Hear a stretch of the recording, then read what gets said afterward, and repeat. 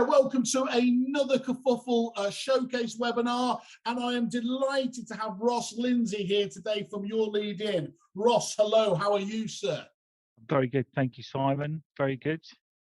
You're first of all, love the wall of clients. That's absolutely perfect there. I'm already searching some of those absolutely 5-star blue chip companies. Well, I'll be keen to get into more of that now. Ross. Yeah. Our title today is all about generating more business today. Could you just give us a bit of an overview straight off the bat, really? Tell us, what is it that you guys do in a nutshell so that people can understand what you're delivering? So very, very briefly, we do two elements of business generation or lead generation, and that's generating business from valuations and solicitors and financial services. And we base that on a proactive and a reactive. So with certain clients, we'll have inbound calls and we'll manage those calls and we'll maximize opportunity from each of those calls. So talking to people about their circumstances, position, and then we'll do database farming, which is more of the proactive. So we'll go through existing databases and look for old opportunities that might have been left behind in the archive or just left behind because everyone's so busy doing their day-to-day jobs at the moment. Yeah, and just on that particular point there, how is there ever a record that can be too old, or can you still even glean bits of gold out of the oldest data?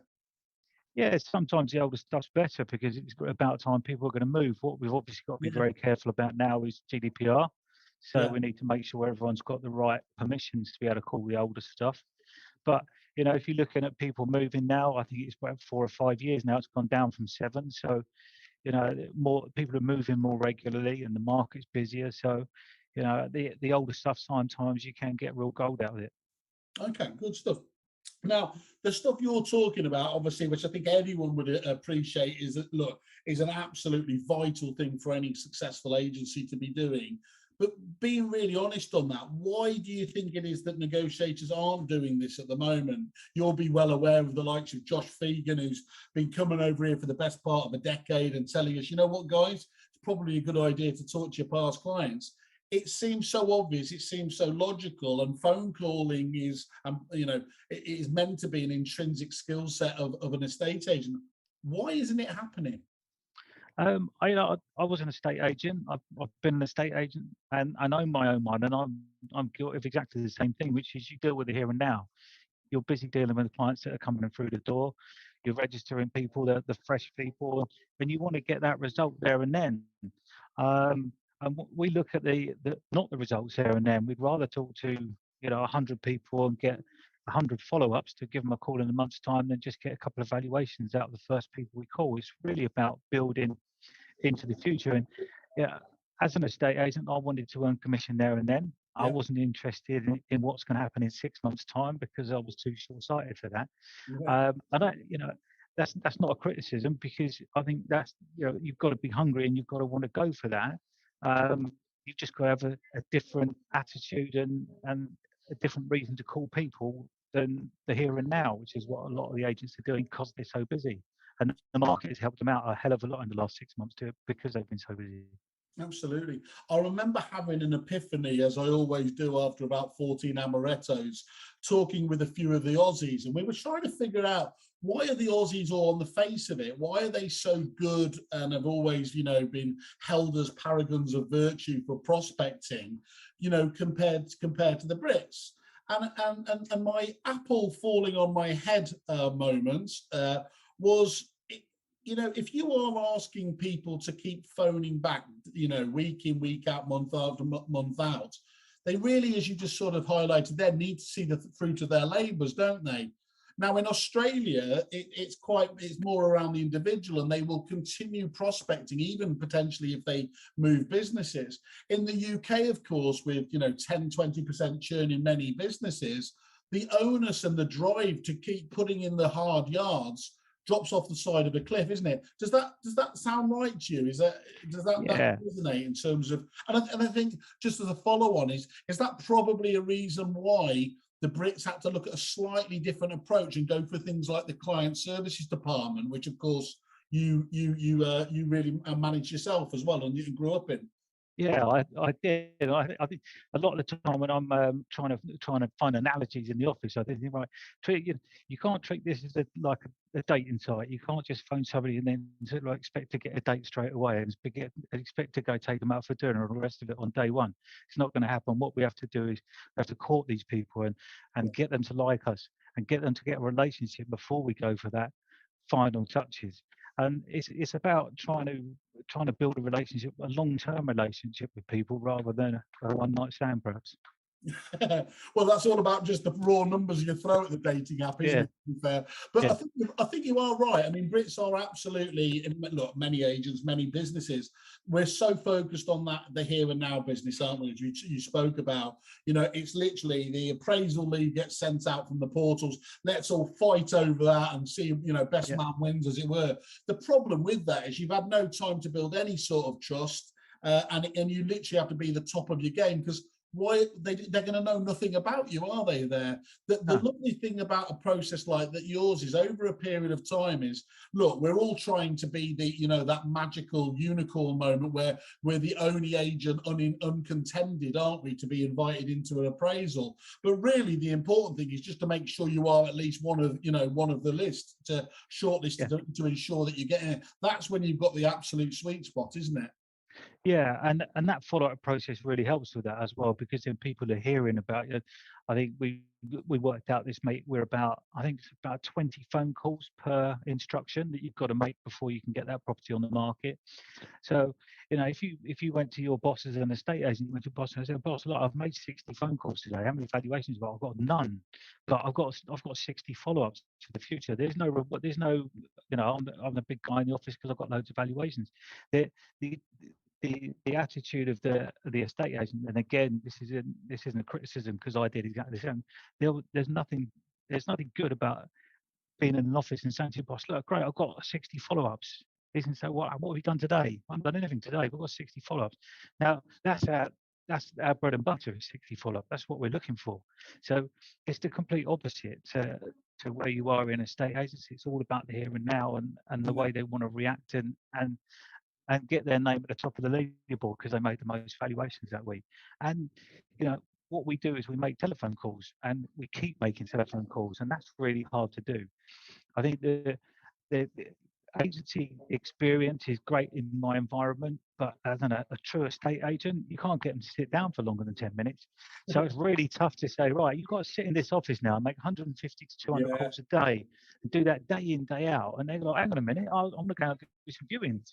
Yeah. So it's a different mentality, and you know, the people that are doing their job, the negs that are good, they're good for a reason, because they can do the deals and they're there and now. But it's just a different type. It absolutely is a different type, isn't it? I remember, you'll know them well, the Romans group and the Romans Direct ones, which was one of the first ones I came across in my old world. And I remember reacting a little bit with horror when I was shown around the floor there, although it was still like being invited to Willy Wonka's chocolate factory, to be honest. So I was pretty blown away. But I was just amazed at, first of all, the youth that was involved there, and then talking to Michael at the time, who ran that office, and he was talking about, look, it is a very different mindset. You know, you need to have no fear of the phone. And again, I can't believe I say that, but it's absolutely true. There's a very big difference between being on the phone and taking phone calls, or making, let's say, transactional phone calls, and the one where you are putting your heart and soul on the line, isn't it, in a prospecting capacity, and taking knock after knock after knock in there. That really does, as you said, take a special sort of character. Yeah, and it's not just a knock as well, because, you know, I mean, there's the phrase, "as many no's you get, you means you're closer to a yes," and all that's great, but, you know, you've got to get some no's as well, because we spend half the time phoning telephone numbers that don't even pick up. So you've got two elements of it. One is that people don't even pick up the phone, and then when they do pick up the phone, you know, it's difficult to find opportunities out of those people. Not impossible, but it's difficult. So you're certainly looking at the more negative elements of it than you are the positive sides. But, you know, the positive sides are really, really great, and you know, we celebrate all of those. So, you know, it makes a difference. I find that really interesting because it's right, isn't it? These things are so fantastic these days. Mini computers, ironically, they've stopped doing the main purpose, haven't they? With Yeah. many people, how do you get past that as a telephone service? How can you possibly get around that element where some people are just scanning phone numbers all the time, or just using their their voicemail to decide who they should ring back? What's your approach there? It's a mixture of everything, really. I know that sounds a bit of a cop out to answer it, but you'll phone a lot, but you'll see on a CRM it will just say called no answer, no answer, no answer, no answer, no answer. But if you do that for long enough, right, they're either going to pick up and say, look, stop phoning me now because you phoned me once a week for 6 months. Can you do me a favour and just forget it? Or they'll pick up the phone one day and say, actually, you just called me at the right time this time, and you just think you've been banging head against a brick wall for 6 months, and all of a sudden someone picks up the phone and you go, actually, I do want some business done today. And it's just because they know who it is, they know that it's us calling, but they don't want to pick up because they don't need us yet. They'll Yeah. pick up when they're ready. And it's just like I said, it's the nurture and keep doing it, keep doing it. Some of the best guys aren't the best salespeople, but what they are is very, very consistent, and I they think get results from being that consistent. in this job role is absolutely critical, isn't it? You're right. It's so fascinating looking at the different types of salespeople, and some of the best closers I've ever dealt with in the business couldn't prospect for toffee Yeah. because they need to be in a room, they need to have the audience, and then get do all that sort of business. Whereas actually, and I was just about to use, I was going to say the plodders, but I didn't mean that in a No, I know what you mean. Yeah, yeah, it is absolutely the consistency, just like with advertising. yeah, You can have an amazing campaign and might throw it up, but it's the ones that are able to deliver the consistency over time that always win. yeah. I say it's like a bouncy ball. You can throw it down the floor really hard and it'll bounce really high once, Yeah, or you can just keep bouncing it on the ground. Just keep going and keep going, just little bounces all the way through. And if you keep doing that, you'll get the success at the end of it. lovely. And that's what it's about, just keeping going. And you're right, it's not a plodder. I know what you mean, but it's just that consistency. And if you say to someone, I phone you back in 6 months, phone them back in 6 months. Yeah, I think the reason that the people who are calling them the plodders are the closers that can't be asked doing Yeah, it. yeah. Yeah. That's the other element there that I find interesting is I was really lucky enough to sit in with what he was known as for years Australian's main prospecting agent, a guy called James Tosterman, from Marshall White. Absolutely fantastic, off the scale in terms of the numbers there. I sat in on the session, I remember, with a couple of other agents, Richard Polframan and Nathan Emerson, actually, from Property Mart now. And we all sat there, again, a bit Willy Wonka style, waiting to note down all these fantastic, scripts and clever things, everything else.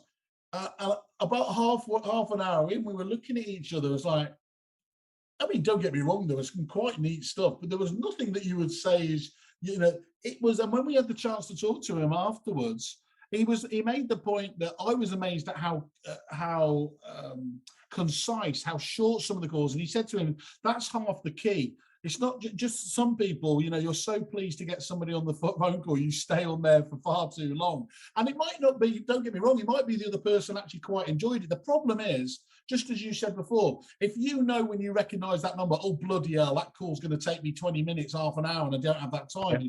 you're not going to answer it, are you? Whereas if they are, as they set the agenda, again, people like Josh Speaker, let them know from the outset of the call, this is only going to take a minute. They are far more likely to listen to you, aren't they, and get off. Is that a Yeah. really important part of the training for your team? Yeah, absolutely. I mean, we don't use scripts. We have a structure, certainly. And when I'm talking to new clients all the time, potential clients, and a lot of the time they say, "Well, can we have a script? Can we script out what we're going to say?" And you go, "Yeah, we can, but it will change because we've got to think about it. We've got to be fluid with this. And we've got to think on our feet." What we do though very well is we open the sentence. The reason for the call is this, this, and this. Right, yeah. And then what comes off the back of that is then when you turn into a fluid. So the reason for the call today is we've got purchasers and tenants looking for property in your area. Have Yeah. you got anything available? This might be to a multi-landlord or something. Have you got anything available at the moment? Yes, I have. Okay, talk to me about what you've got. And then you can then start opening up the conversation, and that's when it goes completely off script and you become a lot more fluid. If you decided to script that, you'd lose those people. So it's a clear, concise message at the beginning. There's no how are you doing today and all the rest of it. It's right, good afternoon. My name's Ross. I'm calling from any one of my clients. The reason for the call today is this. That danger, isn't it? It seems like the most obvious, likable English thing to do is "How are you today?"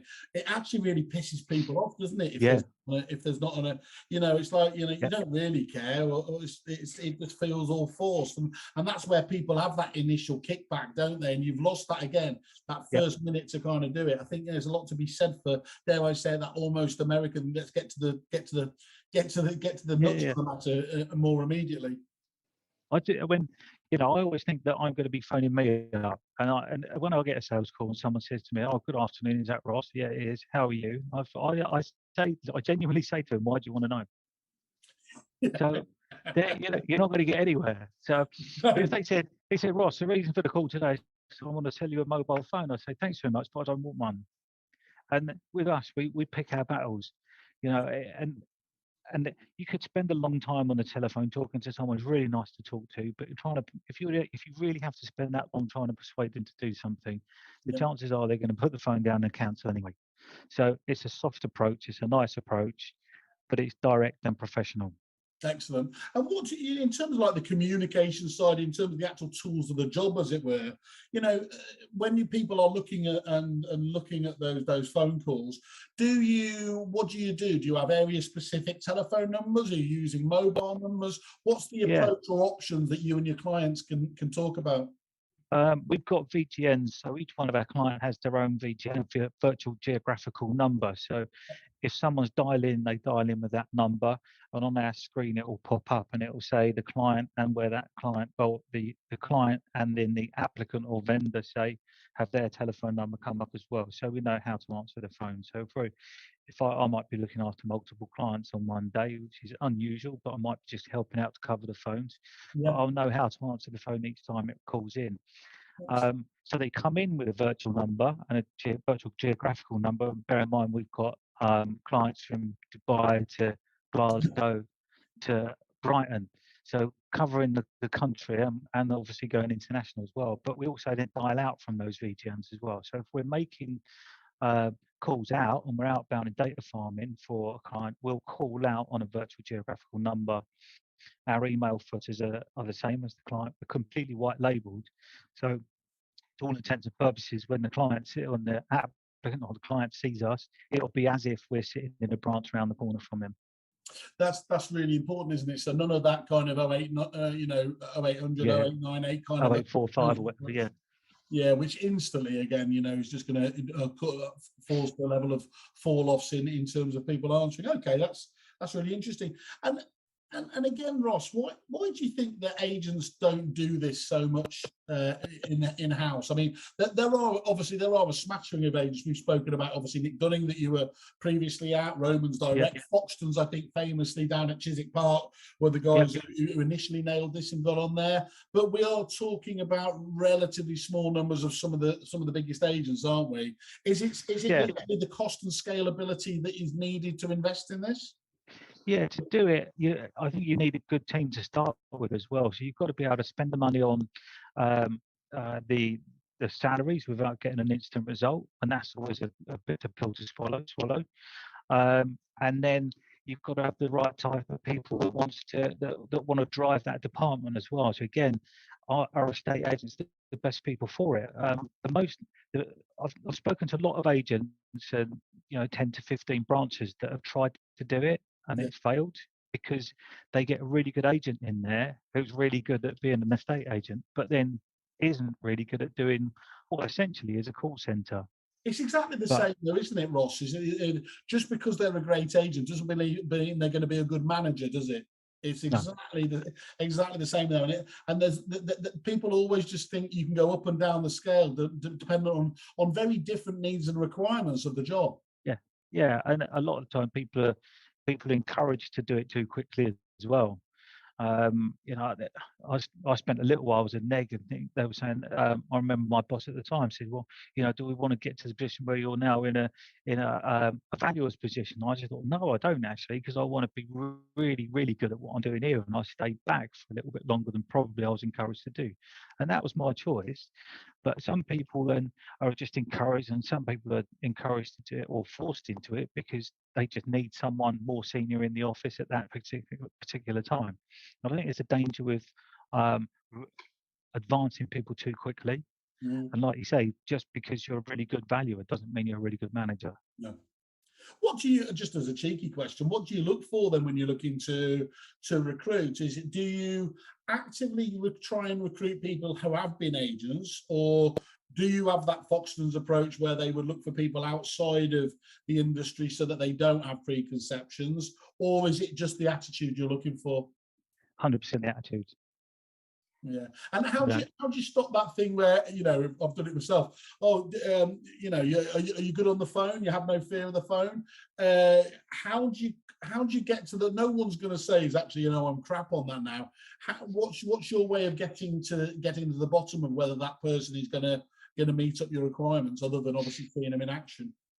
It's a bit like scripting a call. So it's when you script an interview. I think, right, here's my go-to questions. I'm going to have 10 or 15 questions. They're my go-tos. If I don't use any of them, I'm probably quite comfortable that I've had a good, nice conversation with this guy, because that's what we're all, or lady, because that's what we're all about. It's just having conversations with people. Yeah. And then if you can sit down in an interview and have half an hour, 45-minute chat with someone and think, actually, I feel really comfortable with you. Yeah.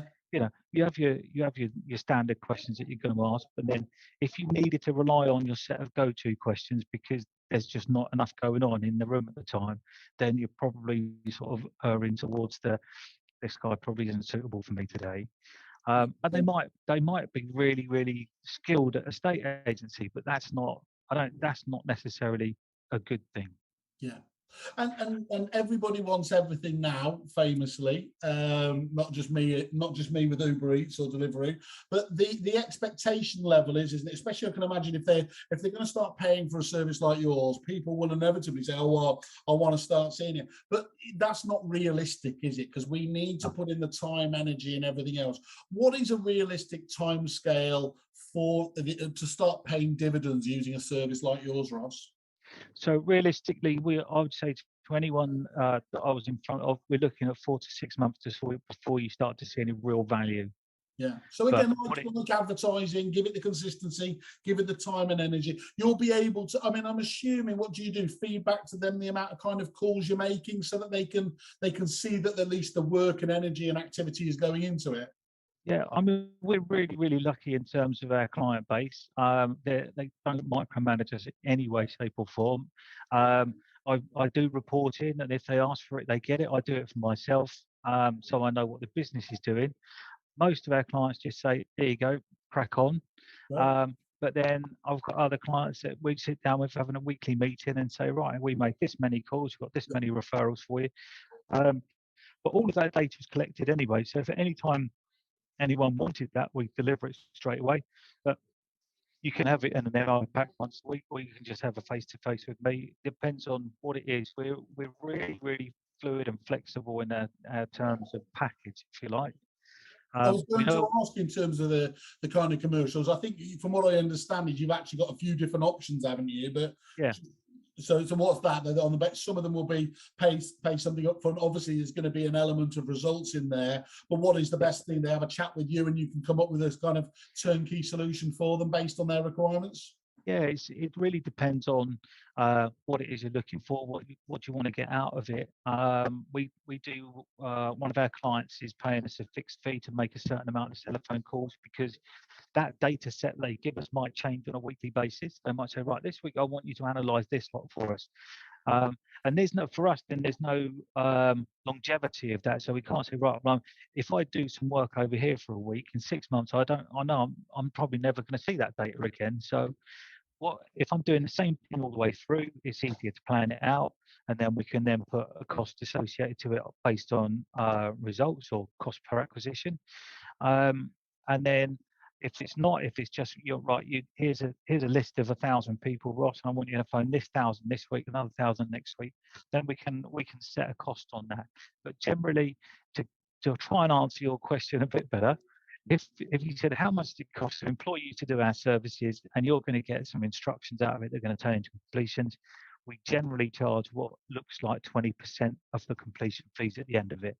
Okay, So there might be an element of upfront fees with a less than 20%, but realistically, the lion's share of that only if you deliver the business. So there's not much to really, is there? Okay, that's good. And one thing I've always loved actually is, you know, there's not many. Most agents wouldn't perceive there being big benefits to GDPR and everything else, apart from clarity and I suppose really getting rid of the boiler room boys who ruin this for everyone, don't they? But actually, the service that you do does have a real GDPR benefit, doesn't it? Because if you are in contact with them, of course, there's your explanation in terms of, well, why are you still contacting this person over the years? Is you've been having full and regular confirmation, whereas if you've just left it locked away in your database like so many agents, and you do get a complaint later on, you're on quite sticky ground there, aren't you, in terms of being able to defend it? Very sticky ground, yeah. And one of the things that we cite is what we call database cleansing, and it is sorting out the people that don't want to be called, so you don't make a mistake and continue to put them on your email campaigns.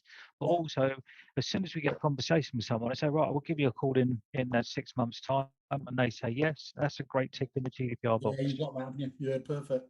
That's great. And we mentioned the telephone side of things. How does it work in terms of, you know, literally kind of on the CRM side of things, the reminders? Do you have your own proprietary kind of call management software? Do you work with other agents? I mean, a number of those agents there, I can see a few of the repeat ones. There's duplicates. Yeah. What's your approach in terms of what the agent's got on getting that data to you? And what do you use yourself? We don't use any proprietary data. It's just or proprietary systems. It's just their systems. Right, okay. All of the data remains theirs. We log in using a license that they provide for us. Right. So everything remains within their system. It's never extracted in any way. And so they're sure and they're safe as they can be with their own data, and we just upload our notes and our reports back into their system, and we rely really, really heavily on the information that's already in the system. That's fantastic then, Ross, isn't it? So there's no need for double entry or looking at integration or anything else. No. Else like that, and actually everyone, you know, in days gone by, I can well imagine a few people raising their eyebrows. Look, you know, guys, most of your teams have been working like that for the last 12-18 months anyway, haven't they, logging in remotely? Yeah, exactly. And they, you know, as an added protection, obviously we've got our SLAs that we have for our clients, we've got NDAs, and then we also back it up with data theft insurance, and that, you know, that covers anyone here and anybody else that might get into our systems, and cyber attack as well. So we're as insured as we can be and as safe as we can be at the same time, and the clients are safe in the knowledge that, you know, they're controlling my license. So, you know, if there was ever a problem that was internally or externally, then they can just shut the system down from their end. Straight away, isn't it? Yeah, that's perfect. And in terms of, do you set? You mentioned SLAs there. What do the SLAs cover? Are they covering things like the amount of calls you're going to make, or obviously with incoming calls it's much easier? I mean, for example, do you have SLAs for some clients about the number of calls that you will make on a day? Yeah. We've got a couple of clients that just do call numbers, call volumes, and then we tell them, we separate each of the responses down into each category. So it might be, this is a referral, so this is a potential valuation, so we send that in. This person said, don't ever call me again, please, because you phoned me too many times. This person said, give me a call back in 6 months. And then we'll set those as different categories, and then we can report back on that. If you're working purely on the CPA, then, you know, the call volumes don't matter so much, as long as the client is getting results in. Okay, you touched on it earlier as well, is that if you're using people's own CRM systems, you're going to get that's quite a wide spectrum, isn't it, in terms of the accuracy of the data. And as we all know, that's a vital element in terms of making sure this works and the conversion do this.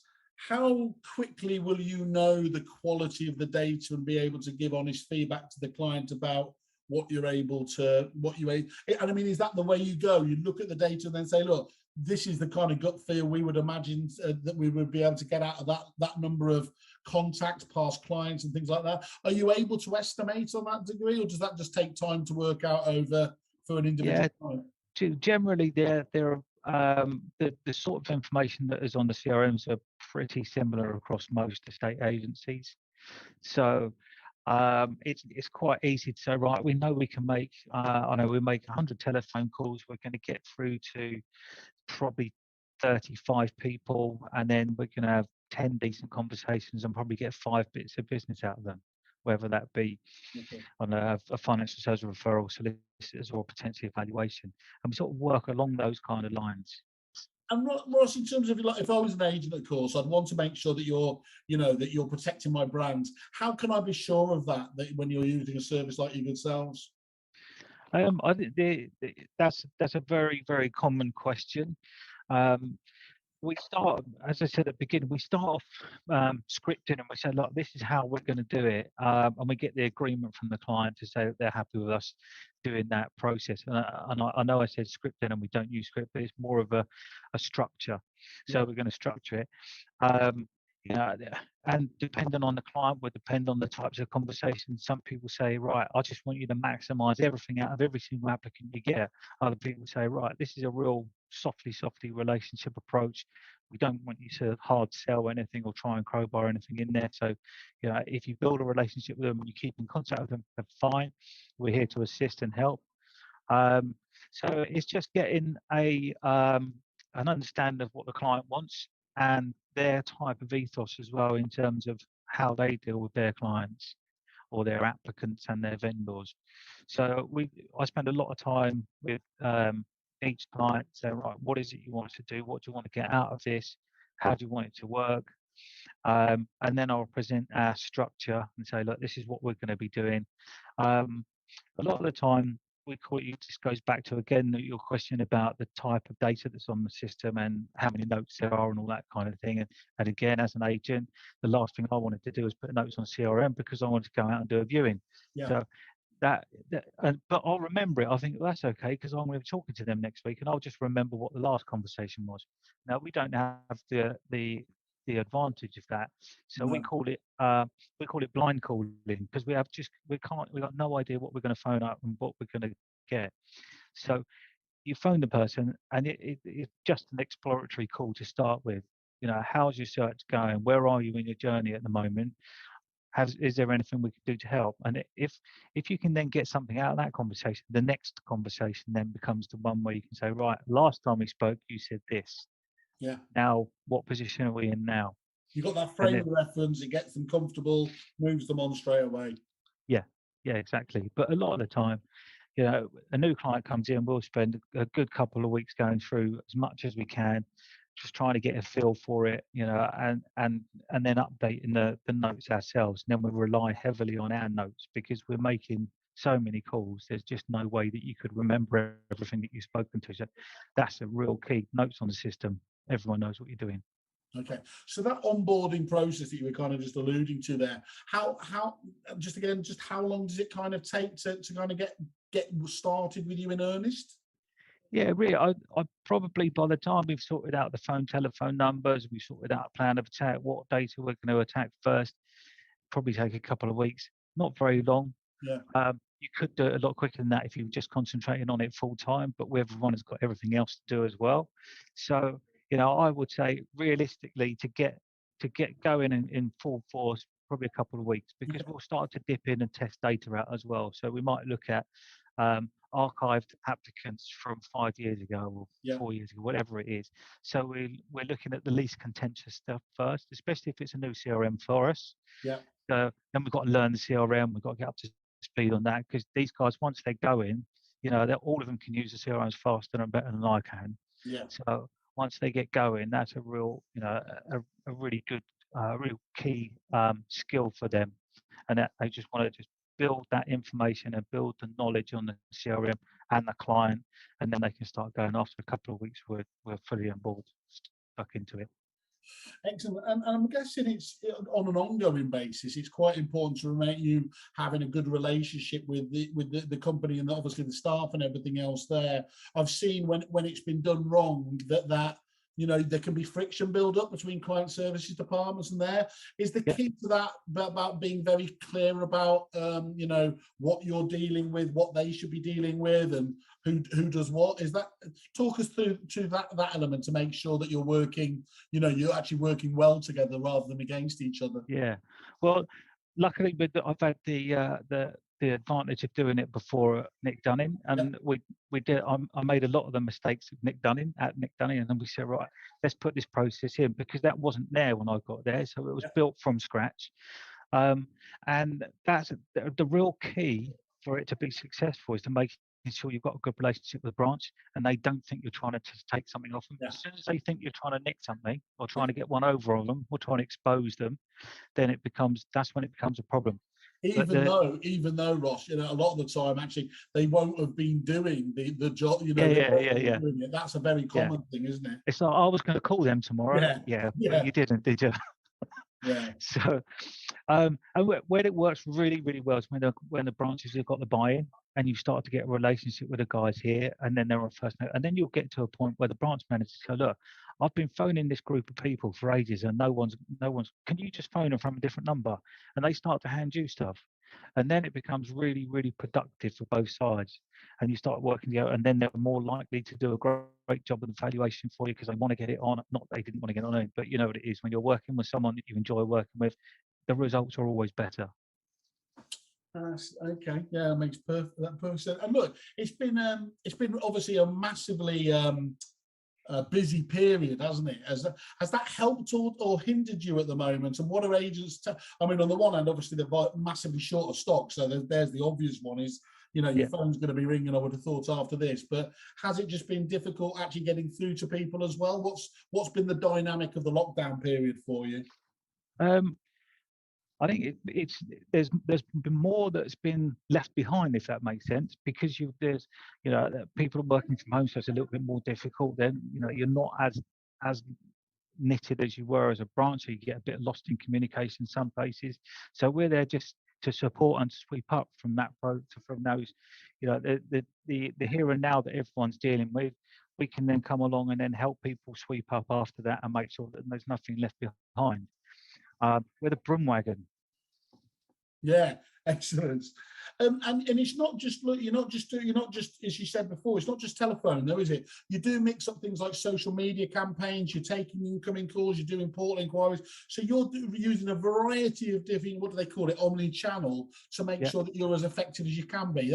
That's quite important, isn't it, to add in Ross as well, because there are loads of obviously telesales, telemarketing companies out there, but they're not going to have the combination of your industry knowledge and using tools like that cleverly as well to get the best results. Yeah, I mean, you're 100% spot on in terms of all the different the omni channels, as you're right. So we can take portal leads in, and what's different, I suppose, the key on that element of it is if you've got valuation inquiry calls coming in, you've got portal inquiries coming in, they're being dealt with by the same set of people day in, day out. And it's not a person here and a person over there. So what you can look at then is, right, I can look at my results and say, well, if I get 10 valuations in and they're all coming to the same department, that's much easier to look at the quality of the valuations and your return on investment as well. So you can say, right, we've got to get 100 calls from Facebook and we get 100 calls from Rightmove. They're all coming into the same department. They're all getting dealt with in exactly the same way, but one has a better result than the other. Now, if you split all of those calls amongst lots and lots of different people, and that whether that be different people in different call handling scenarios, so different bigger telephone handling companies, or your own branches indeed, it's much harder to tell what's good and what's not good, because you might get 5 valuations go into Reading branch and 10 valuations go into the Oxford branch, and they're being dealt with very differently. So how do we know if they're successful or the advertising route successful. So what we do is we give you the ability to look at that and go, right, well, we know we've got 100 valuation inquiries have gone in there, and we can see the results from all of it because they were all done in exactly the same way. So it's much easier to see your return on investment as well. Excellent. And look, you've been, I mean, if I'm looking to kind of wind this up now in terms of what we've learned from this, in terms of there, look, you can do portal inquiry handling as a takeaway. Yep. You do call handling there.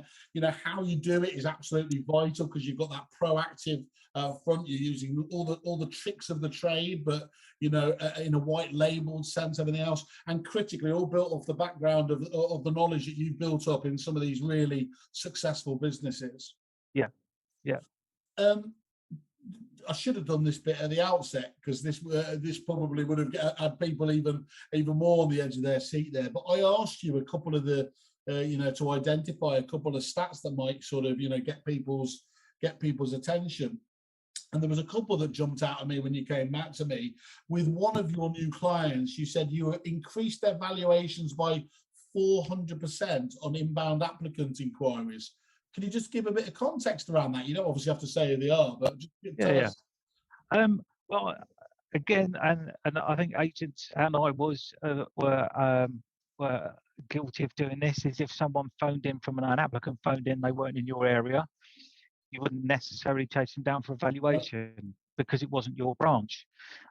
What we do is what we don't do is see that, because every branch is our branch. Yeah. So any opportunity we'll get to value, we can get to value, and we'll create an opportunity out of that. So really, it's looking at all of the opportunities that are there.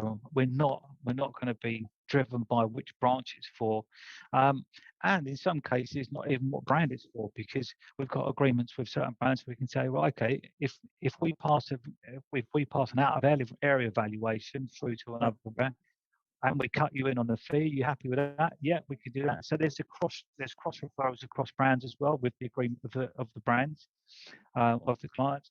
But it's all about looking and saying, right, we don't really care what area you're from.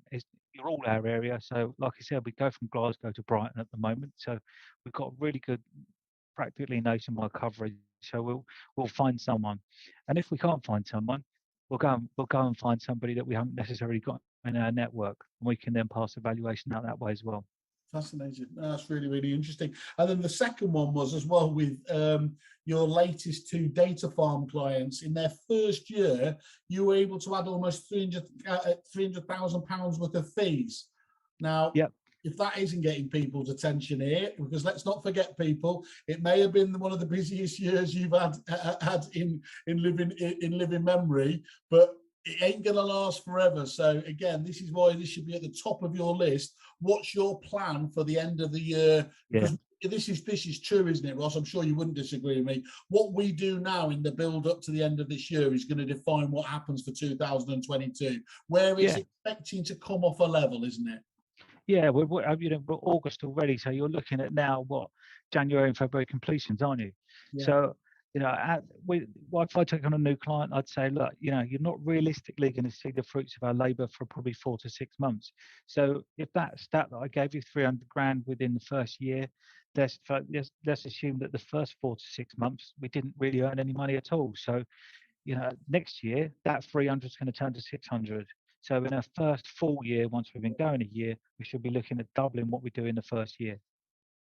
Well, let's just talk about, okay, I'm going to come back to that point just as a sum up as well. But one thing I just wanted to say is you've been really kind, haven't you, for our Kerfuffle members here for the first, I think it's for the first 5 clients that come via Kerfuffle, talking about that social media campaign element. You're going to give a whopping 33% off for the first 5 that come on board. Is that right? Yep, absolutely. And so we'll manage all of the inbound inquiries as well. So again, we're not only going to be paying for some of it for you, but also managing it in terms of the valuation inquiries that come into us, and then we're going to convert them back into instructions for you as well. Excellent. Well, that's fantastic. Thank you for thinking of this. So don't waste your time. Get contacting. Go to kerfuffle.com with the wonderful pink site. Go to your lead in. obviously in the search bar there. Click on the contact us button and we'll pass those through to Ross to do. Ross, thank you for today. I mean, it's something I'm particularly passionate and keen about, as I'm sure many are. I've been lucky enough to work with some of the very best agencies, both here and in Australia. And I think it's interesting there. The one thing that those Aussies that we always held up as I said, as the highlight of prospecting, the one thing that they came away a bit dumbfounded about is when they walked around, when we used to bring them over here and we used to take them around those client services departments, every one of them said that was the future. They couldn't believe the buzz, they couldn't believe the numbers, they couldn't believe the process, the scale, and everything else. I know that it was always the most profitable part of the business, the client services. So to be able to take advantage of you without the where do I start, all the investment is again, I don't want to overpraise myself in terms of it's a no-brainer, but they've got to be having a conversation with you to see what's. I'm guessing you're not going to disagree on that, are you? Oh, definitely not. And by all means, if people wanted to come down, I'm happy to take visitors in as well. So if you want to come and have a look at the operation, more than welcome to. One of my last clients wanted to talk to a few of our existing clients, and that was done. And there's like I said before, we're really fluid. So whatever you want to do, come and have a chat with us. Great stuff. Okay, well, for today, we'll catch up over the few months as well. I'm sure we've got loads we can be catching on with. But for today, Ross, thank you very much for your time. No worries. Thank you. Cheers, mate. Bye-bye. Cheers. Bye.